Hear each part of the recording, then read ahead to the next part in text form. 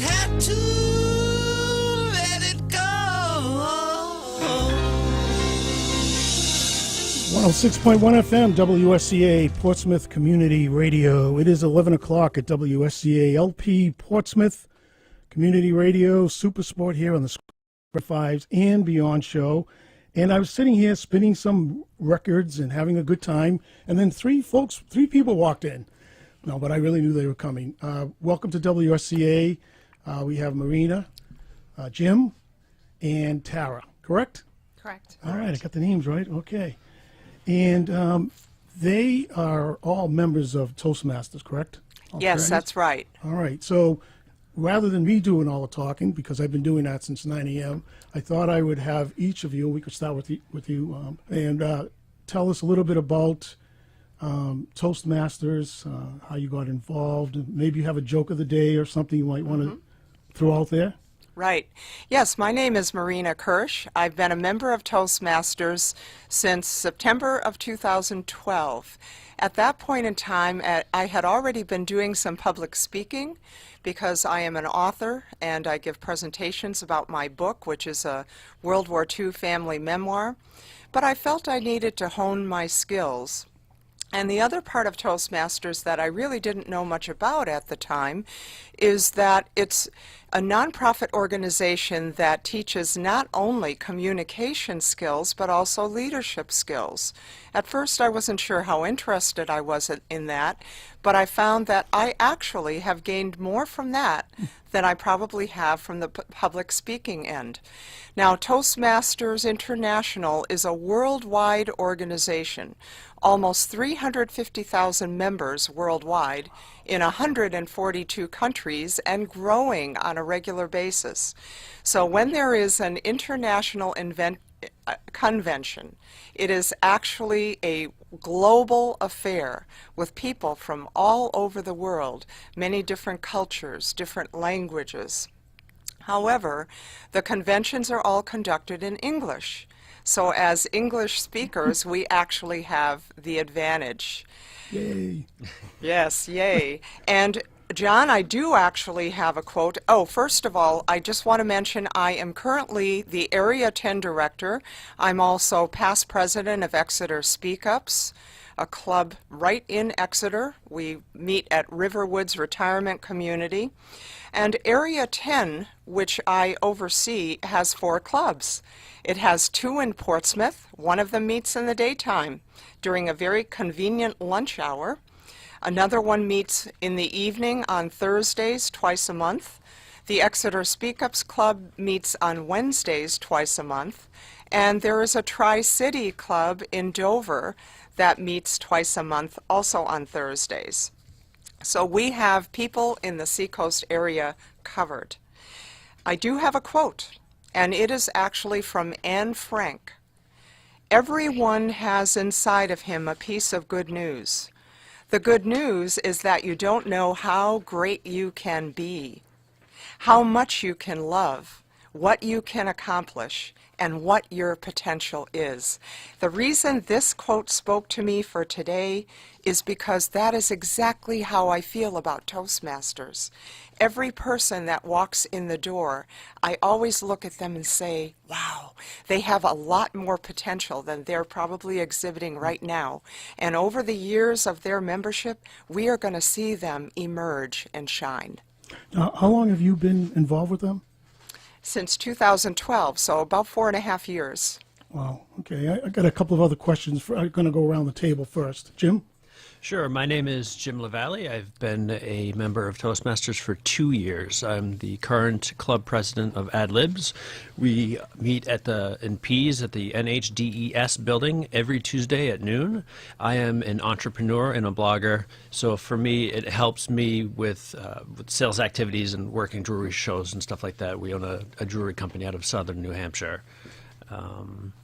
And for me, I guess I was responsible for our joker of the day. And before I go into that, the reason why we do these things, the quotes and jokes and words of the day, and it's multifold. For the joke specifically, it's to add a little bit of levity and to kind of help people get into the spirit, especially if you've never been to a Toastmasters. Jokes are usually PG, or in my case, usually PG-13. That's a lot. Perfect. I just had to make sure before I went into it. So I suppose to go right into it, a long time ago, there was an ancient emperor of Japan, and this emperor decided he wanted to know who the greatest swordsman in all of the land was. So he put out the call, and on the appointed day, at the appointed time, 3 warriors, so to speak, came to him and proclaimed themselves as the greatest swordsman in all the land. There was a Chinese warrior, a Japanese samurai, and interestingly enough, a Jewish rabbi. The Chinese warrior walked up, pulled out his pouch. Out of it came a little fly. Swoosh! With his sword, the fly falls dead in 2 pieces. The Japanese samurai nods his head, walks forward, opens up his pouch, and again, out flies a fly. Swoosh! Whoosh! The fly falls dead in 4 pieces. Nodding solemnly, the Jewish rabbi walks forward, opens up his pouch, and he too has a fly that comes flying out. He goes, swoosh! Swoosh! Swoosh! But the fly is still flying around, and the emperor looks at him incredulously and says, "What? Is that it? The fly is still alive. He's not even dead." And the rabbi looks at him and he goes, "Dead? Dead is the easy part. Circumcision. Now that's the tough part." John, now you know why Jim was the winner of our area Yes. humorous speech contest last fall. It's actually my only joke. That's the dash. That's the dash 13 part of the PG. Tara? Yeah. Hi, my name is Tara Whitney, and I'm a member of the Exeter Speak Ups. I've been a member for about 6 months. And I have to say that our particular group in Exeter that meets twice a month on Wednesday evenings is probably one of the most enjoyable evenings and groups that I've been a part of. There's a huge amount of energy with a wide range of backgrounds and professional associations that are part of it. And I have to say that for me, in a very short period of time, I've really learned a lot about myself and have really progressed in my speaking. I'm a executive health coach. I help women with their relationship with food and also to improve their body image. And I'm also a CPA and a business owner. I own an accounting firm, and we help small business owners and growing companies with their accounting needs. So Toastmasters has been a remarkable training ground for me and a great way for me to just forge some great business relationships. This morning, I have the word of the day. The word of the day, okay. The word of the day. And the word of the day is luculent.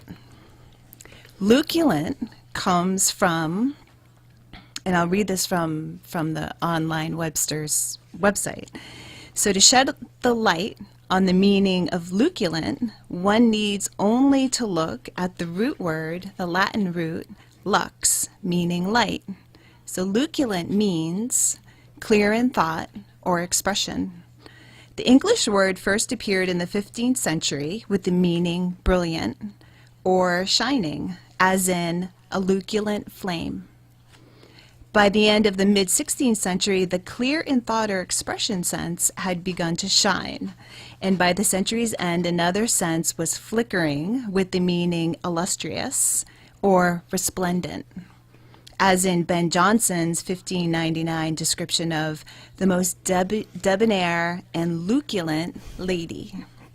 Both the illustrious and the emitting light senses have fallen out of use, and even the clear sense is now rare.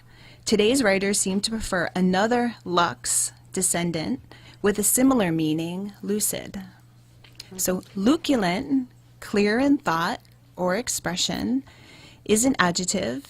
And one way to use that is the professor gave a luculent introduction to quantum mechanics. The DJ came in with a luculent frame of mind before he turned on the microphone. That's a good one. John. You would get a clap. Yes. You would get a clap if you use the word in our... So when we give our word of the day in our meetings, then we have a sign of the word and the top of, and the front of the room. And then if someone uses it impromptu throughout the meeting, then everyone does clap and cool. reward cool. the speaker. Breaks up the ice a little bit, too. It absolutely does. Yeah. And then you learn a little something. Hell, I just learned that. I had no idea what the word meant. I knew what Lex was. Right. I have a question, and because I worked for Hewlett-Packard as a manager for many years, and we used to, when writing performance evaluations, there were some employees I had who you could tell sort of wanted to get up and speak in public, but were shy, including myself. But, of course, once they throw you in the fire and you have to get up in front of a cafeteria full of people, the shyness goes away. And then you learn from internal folks who went to Toastmasters, you know, find somebody you're comfortable with and make eye contact with them, and, you know, they start giving you all these other ideas. But I had a couple of employees, I remember sending them to it, and the biggest thing was fear. And I'm curious from each of you, and we could start with you, Marina, how you, what your greatest fear was or challenge, and how you got beyond that when you knew you were going to go into Toastmasters. Well, I had already been public speaking for my book in front of non-Toastmasters audiences in a lot of places. But I think perhaps when I first came to the group, I thought, are they going to be overly critical of my speaking? Because when I speak to audiences, they're interested in the content of my speeches, but I'm not being evaluated and judged on every little thing, like my body language, my gestures, my expressions, the stance that I take in the room, and so on. But actually, the process in Toastmasters is very, very member-friendly. So when a person gives a speech, a prepared speech, they are assigned an evaluator. And the evaluation process is a sandwich approach where you begin with the positives, what the speaker already does well. Then you insert a bit of feedback, some criticism perhaps, and suggest some areas of improvement. And then finally, you end again with the positive. So the speaker goes away feeling they've not only been heard, but they have areas that they can improve upon, and they come away with a very positive impression. The other thing is, when a new person comes in, there are many ways that they can get into speaking. They do not have to jump into doing a speech. And by the way, no one is forced to speak. Other than maybe giving a brief introduction of yourself at the beginning of the meeting, nobody is forced into anything. But a newcomer could take on, for example, what Tara did, the word of the day, or what I did, the quote. You're up there maybe for a minute, maybe two at most, and then you're done. So it's a wonderful way to get people up to the lectern, get them accustomed to being in front of a group and speaking without the fear, and gradually then the fear goes away. So by the time they give their first speech, which is an icebreaker speech, we have manuals for communication and for leadership. So in the communication manual, there are 10 speech projects. The first one that most people give is the icebreaker speech, just basically talking 4 to 6 minutes about something about themselves to let the other members know who they are and what they're interested in. So I think by the time most people get to their third speech, the fear has been transformed. It's been transformed from fear into excitement. And the excitement is you want to share something with people out there. Yeah, no, I remember having to get up, and what I learned over time, whether it was in college or at HP, was the waiting time to get up there is worse. That I remember, because in elementary you want to be last, you want to be called last. But when I was in college and we had business speaking and that kind of stuff, it's like, please call me first, I can get this through. Because the anxiety of sitting there waiting, or we don't have enough time, so now you have to go into the next week. Because once I got up there and got through the first few sentences, then it's like, you just do it. Our agendas are kept to very, very tightly. So there would probably not be an instance where you would be scheduled to speak and then not have an opportunity. We're very good about that. Also, I want to mention that it's go at your own pace. Now, we are conducting a membership campaign right now. We want people to come to our clubs. You get that message, folks? All 4 of them. Yes, please, people, come join us. We not only have fun, but we gain new skills, and you can go at your own pace. No one is forced to give a certain number of speeches in a certain amount of time. It's entirely based on your desire and the amount of time you have to spend on it. And Jim, what about, so you've been there for a few years, so Couple you years probably now, yeah. really recall your first time or what that felt like. Yeah, so for me, I think it was more of a worry in the beginning of, I don't want to sound like an idiot, right? And I think that's what a lot of people go in thinking that they're going to get up there. It's less about being afraid. It's more of, oh, I'm going to get up there. I don't know what I'm doing. Sure, I can talk to people, but now I'm in front of this group of people that I don't know. But the first thing that you kind of pick up on when you walk into any Toastmasters meeting is it's extremely welcoming. And it was very relaxed, at least with ad libs I know it is. And I walked in and I felt immediately comfortable, and it's almost like a friendly, chatty, by the fireside kind of conversation with people. And once you get up to speak, it seems almost as if you're talking to friends within that very first day. But it's interesting that you talk about fear, because what I like to tell people when they first come in is that fear and excitement, they're the exact same physiological response. It's just fight or flight. And what makes one versus the other is the meaning that you assign to it. And an example I like to give is Cyndi Lauper used to get up on stage and she was terrified. And when interviewed and asked about it, she said, oh, I don't know, every time I go to get up on stage, my palms are sweaty, my heart is racing, and my hands are shaking. I'm so afraid. And they had asked Bruce Springsteen the same thing. They said, what is it like for you when you get up on stage? And he goes, oh, I get up there and my heart is racing, my palms are sweating, my hands are shaking. I'm just so excited to be there. And so the meaning that you take from it is the meaning that you assign to it. Right. But it's the same response. So what I'll typically tell people is when they get up there, just tell yourself you're excited, you're happy. You want to do this because you want to do a good job, and you're just so excited to be there, and it tends to make that change pretty quickly. Cool. All that energy becomes more positive. Absolutely. Than fear. And Tara? So I think the biggest fear I had before I started Toastmasters, and as I was, that I feel pretty passionate about my message, and that somehow my speaking would get in the way. So somehow I couldn't deliver it quite the way I felt it. And funny enough, I felt like, my very first talk at Toastmasters was an absolute disaster. If I feared that I was going to forget what I was going to say, that I was going to freeze in my tracks, if I was going to just, sort of kind of look like a deer in the headlights, that's exactly what I did.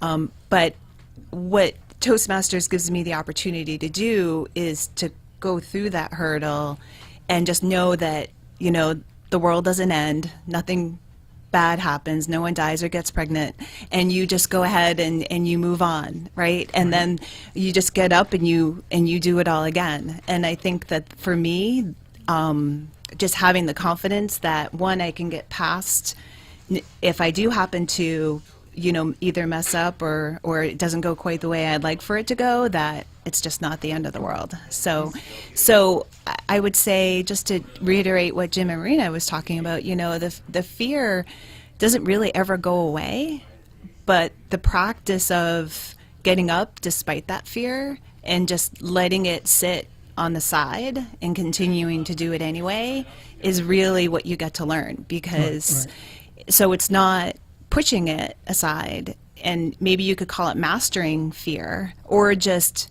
living and expressing what you want to express with the fear intact or the excitement intact. You're listening to WSCA Portsmouth Community Radio. It's the Scratchy 45s and Beyond show, taking a break from the music for about 30 minutes, speaking with folks from Toastmasters. And one of our viewers here had a question. Is it true that you should never apologize while giving a speech? This is true. Okay. Yes, because really you are the one as a speaker who is giving something to the people around you. So apologies are not necessary. For most people speaking, if they do something like forgetting what they're saying or so on, it's okay to take a pause. A pause is like white space on the paper. I'm a graphic designer, so I know the importance of balancing the white space with the content, and it's really the same in a speech. You can take a pause. You can also just take a look at your notes if you have them, or just rethink what you were about to say and reframe it a little bit. Apologies are not necessary, no. Yeah, I think you find that most audiences are more forgiving and understanding than you expect. So if you get up there, especially if you get up there and you forget something that was in your notes that you were going to say, nobody knows that. How would they possibly know what was in your notes? They don't know that you missed something. Just keep your cool and slow down and then continue on. And as a side note, most people are afraid to stop talking. They don't like silence. They don't like The silence treatment. But what's funny is you think that you're speaking so slowly that people are going to think you're a little slow. But it's not true. What happens is they're just listening. And what seems to you to be an hour is only a few seconds. Right. Like right now, I just paused a whole bunch, but I'm hoping I didn't come off as too slow. No, it just goes nice and smooth. Most nervous people tend to talk way too fast, Right. if anything. Right. And question that I have is, so let's say someone who's listening to us is interested. What do they need to know to get started? What they need to know is just a very simple website, Toastmasters.org. That's spelled like toast, TOASTMASTERS.org. On that website, which is our international website, you'll find a Find a Club link. If you click on that and then you input where you live or where you work, it will come up with the clubs that are around you that you could possibly join. And all 4 of our clubs would love to see new members. Okay. And Marina, too, any guests are welcome, isn't that right? Yes. So you don't have to sign up as a member in order to participate in a meeting. This is true. Yes, in fact, anyone is welcome to attend for free. And we usually recommend that if people are not ready to make a decision whether to join after the first meeting they've attended, that they come back again. We are really quite flexible. Our clubs, as Jim mentioned, are all very welcoming, and we love to have new people there. So attend, see what our meeting format is like. We have a lot of different items on our agenda, something to fit every level of skill in speaking and leadership. And yes, people should just feel free to attend. We're also on the New Hampshire 365 website. We have our meeting announcements on there. So 2 of our clubs meet on Thursday nights. One club, the Portsmouth Club, meets the first and third Thursday, and the Ad Libs Club meets at noontime. This is wonderful for people who work in Portsmouth, noontime, 12 to 1. On Every Tuesday. every Tuesday, that's right. And Every we're week. right on Peas, so we tend to bring in a Peas crowd because we get our meetings done within that hour, and people can just take their lunch break during that time, get in and get out. Right. And our Dover Club meets the second and fourth Thursday of every month in the evening, and our Exeter Club meets the first and third Wednesday of every month. So there are time slots to suit almost everyone. So in that 1 hour time period, I'm guessing there are an X amount of folks that you could actually take at that time, right? Yes, and on our websites, once people join, they gain access to our club websites. Each one of our clubs has its own website, and once you're a member, you can log in and you can sign up on the website for meeting roles. Okay. So let's say you want to do the joke of the day, or you want to do the word master or quote master, or you want to give a prepared speech. You would sign up there in advance. And how would somebody go about joining, and are there dues? And There do are the dues. vary, Are or- we allowed to talk about Yes. the dues? Yes. Very low-cost memberships. Cheap. When you think about the kind of fees that you can pay for a lot of programs on public speaking, thousands of dollars, and right. sometimes it's a weekend, and that at the end of that weekend you're left marooned, you have nowhere to practice your skills. But with Toastmasters, the Exeter Club, for example, we pay $45 every 6 months for the international dues. Those go away to international headquarters, and only $6 every 6 months for our club dues. So that's a total of $51 for half a year. And it's very similar for the other clubs. Jim, I think yours is at like $57 or so for every 6 months, the 45, and then do you charge $12 for club dues? No, it's same deal. The $1 a same, month, okay. The other two clubs, Dover and Portsmouth, I think they charge $12 every 6 months for club dues. But still, you're talking under $60 for 6 months worth of meetings. In Toastmasters, it's the largest professional development organization for communication and leadership in the world. So you're really getting a huge deal with a very, very small amount. Yes, of money. and it's a tried and true program. It's been around for over 90 years. So we're heading toward the 100th anniversary of Toastmasters. So a lot of people have managed to gain great skills through this organization. I have to say it is the best membership I have ever had in anything. Oh, that's something. And I've been a member of a number of organizations. Also, I'd just like to say one thing about fear again. Sure. My fear of public speaking actually went away already before I gave my first book speech. And that was because I was doing public speaking for a nonprofit organization that I believed in very strongly. I knew that the work they did was life-saving for people, and that the donors were doing a great job donating to the organization. So when I spoke, it wasn't about me. It was about the organization, about the people that can be helped, about the donors who are trying to get information about the organization. And that's actually the way I approach public speaking now.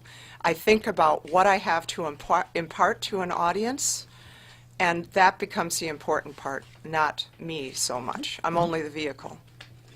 And it's 11:27 at WSCA Portsmouth Community Radio, and we're speaking with Marina, Jim, and Tara, who are members of Toastmasters International. And I see if you could chat a little bit about the Vancouver convention that's coming up. That kind of was interesting when I was reading that. What happens at that convention? At that convention, not only are there a lot of educational workshops led by people from all around the world and all in English, the convention is open, I believe, to anybody. Of course, you have to pay to attend, and for non-members, the fees are higher. But there is a portion that is completely free, and that is the speech contests. I believe actually that's true. I know for our district conferences, the speech contests are free for anyone, member or not. So what takes place there in addition to educational workshops is the International Speech Contest, the Inspirational Speech Contest, and that's a worldwide contest. And the winner of that becomes a world champion of public speaking. This actually, I don't understand why Toastmasters is still a rather well-kept secret.